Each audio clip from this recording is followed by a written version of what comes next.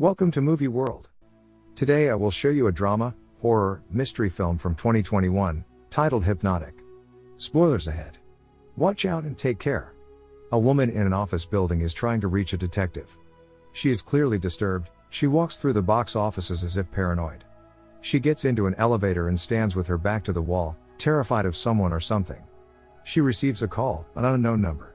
Thinking it might be the detective, she answers and a man tells her, "Andrea, this is how the world ends." The elevator stops. Her attempts to get out are futile. High-pitched screeching sound fills her head. Suddenly it feels like the walls are closing in on her and she gets crushed. Jen visits her friend, Gina, to whom she gives a dead plant for her housewarming party. Gina reveals the bad news: Brian is here, her ex-fiancé. She tells Gina she'll have a glass of wine and then everything will be fine. Inside, the two notice each other and Scotty, Gina's husband, apologizes, saying he didn't know Jen was coming. Gina introduces Jen to Dr. Colin Meade. She tells her that Colin is a magical therapist and she had a great experience with him. Later, at the table, they talk about their jobs. It turns out that Brian and Jen are both software engineers, but Jen isn't working right now. Out of habit, Jen stops Brian from eating some snacks. She is sure there is sesame in them and Brian is allergic to them. Jen is slightly drunk when Collins approaches her and leaves her his credentials, in case she's interested. As Jen waits for her Uber, Brian tells her that he thinks about her all the time and misses her. Jen was the catalyst for their breakup. She just wants him to stay away from her. He still offers to take her home. She thinks it's a bad idea, but it's just a ride. In the morning, it turns out, they had a good nap together. She meets with Gina at a coffee shop and tells her all the details. Jen is just unhappy with her life and Gina once again suggests a visit to Dr. Collins. Jen agrees to do it once. In Collins' waiting room, a woman leaves his office and tells Jen that she should have seen her when she started. She praises Collins to the skies. In his office, he's glad she decided to come in. Jen tells him about her problems. She doesn't feel like doing anything around the house or outside. Maybe she should cut back on the alcohol. He tells her that bad habits come from deeper issues. There is always a root cause. He asks her to tell him more about Brian. Jen was happy with him, but she had a miscarriage, after which she just could not get her life together and broke off her engagement to Brian. Collins suggests hypnotherapy, an excellent remedy for people who have suffered trauma. Jen resists it. But when he asks her what she wants, she replies that she wants to be happy. He leans into her and asks her to let him help her. The hypnotherapy begins with her concentrating on the flickering light. Some gentle words from Collins get her to relax and imagine a forest with chirping birds. She wakes up with the room lit up with no recollection of what happened in the last hour. Collins tells her that she did well. 3 months later, Jen has gotten a job at a prestigious firm. She tells Gina that she visits Collins once a week and that she is doing much better. She is happy. Later, she dreams of intimacy with Collins, which causes her to wake up confused. Jen runs into Collins at a mall. He notes that they have not seen each other in weeks, and asks her if she's avoiding him. She shrugs it off as being busy. He asks her out for a catch-up coffee. They have a pleasant chit-chat, and Jen tells him what she's been up to lately. She notices that he meets his clients but does not tell much about himself. He opens up about his life, about a woman he loved very much, Amy, and that Jen's habits are similar to hers. Collins advises Jen to invite Brian to her house to talk about everything. It would be a big step in her life. In the parking lot, she receives a message from Brian that he will be at her place for dinner. She gets a call from unknown number. After picking up, it's like she's not herself. She snaps out of it at her house. At her table having a meal, she hears noises coming from the bathroom. It's Brian choking. She injects him with his stimulant and calls the ambulance. They go to the hospital and the doctors say that he will be all right. Gina comforts her, saying it's not her fault. Jen just feels uneasy because she doesn't remember anything. She has a session with Collins. She tells him about not remembering a thing and that she feels responsible for Brian being hospitalized. She says it felt similar to the hypnosis he is performing on her. Jen has another dream about her and Collins. She gets a glass of water and looks at the receipt from last night.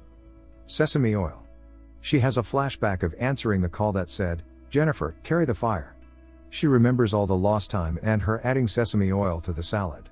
Jen decides to take a closer look at Collins to find out who he really is and what the hypnosis is used for. She finds out that another patient, Andrea, had filed a restraining order against the therapist. She tells Gina about it, but she thinks nothing of it.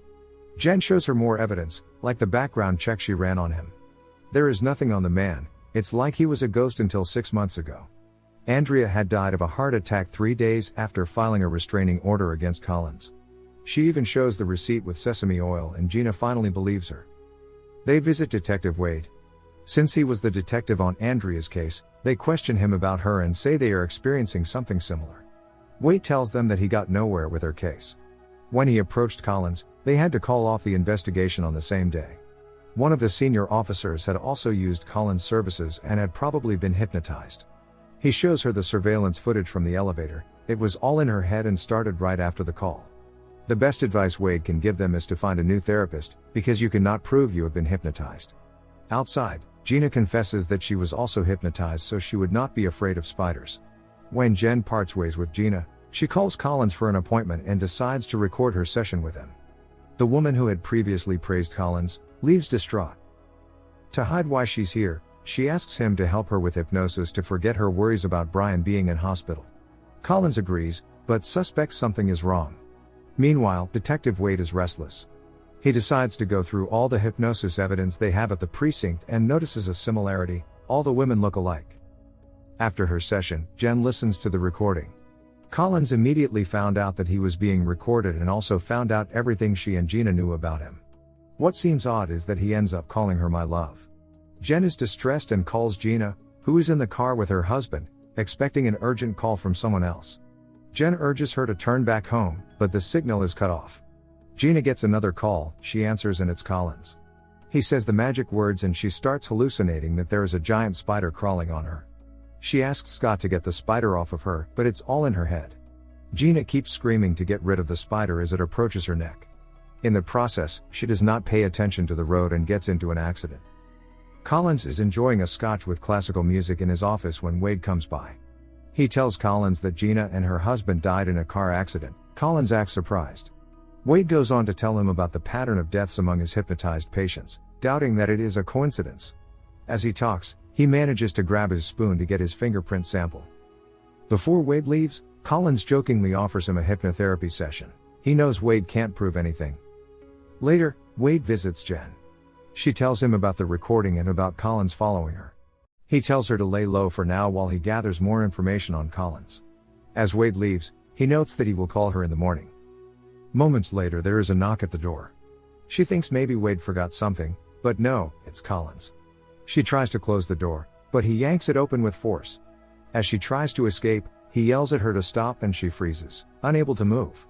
Collins tells her he just wants to talk to her and wants to know what did he do that she distrusts him. He also tells her that Gina and Brian got in the way of her dreams and now it's Wade he's going to be taken care of. He'll see her soon and he tells her to relax, which makes her able to move again. She tries to reach Wade but his phone is dead. While looking at TV he hears a noise. He grabs his gun to investigate, checking his bathroom, bedroom and even the closet. He relaxes and goes back to watching TV. Someone appears from under his sink and slowly crawls out. It's one of Collins' patients. She stabs Wade in the arm and slashes his stomach, jumping on him and even biting him. Wade manages to throw her off and finish her with a box. That's why you turn on your phone after you charge it. Jen visits Wade in the hospital and asks him to find a hypnotist at the station who can make her recall her sessions with Collins. Later, Jen has a session with Stella, also a hypnotherapist. Let us just say Jen has some trust issues with the profession. She nevertheless agrees to hypnosis if Stella can get any information about her sessions with Collins. Let the world around you slow down. Stella asks her what she remembers. When she suddenly gasps for air, Stella tries to bring her back. Jen remembers a house and inside Collins giving her a bracelet that says March 6th, then Stella brings her back.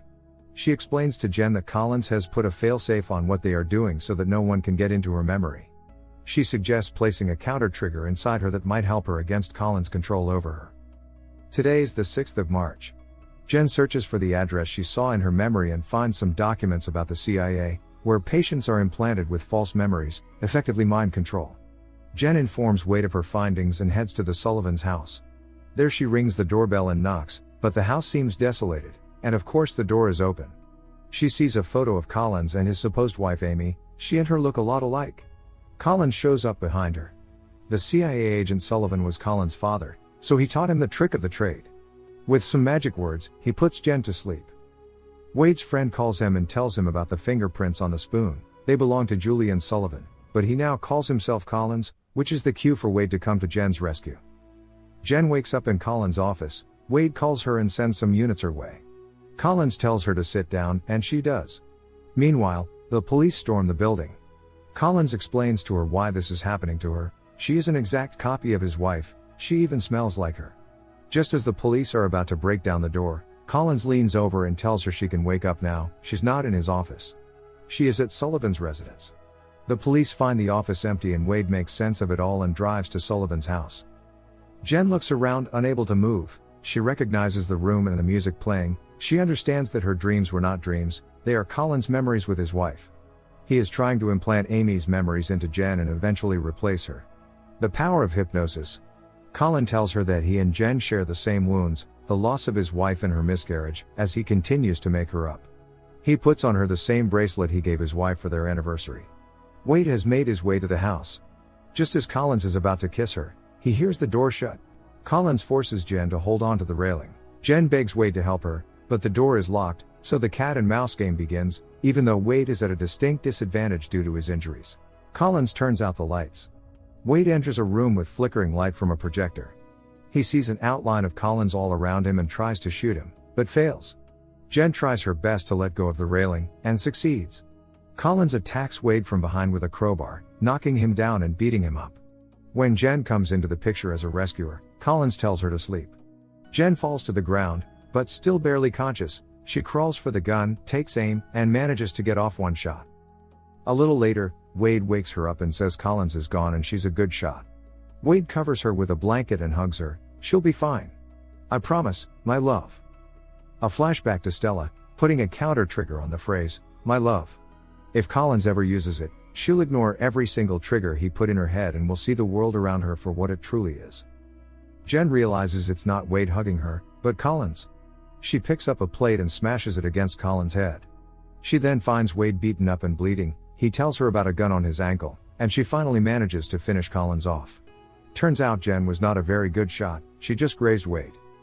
1 month later. Jen is at her new job. She visits Brian every day at the hospital. She apologizes to him for what happened to them, and also that his tests are positive and he should wake up soon.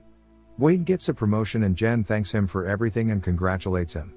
Wade presents her with a token of his appreciation. When she opens it outside, it's a CD, Better Sleep, Self-Hypnosis. She scoffs at the irony. The end. Thank you for watching, and please, don't forget to subscribe to the channel.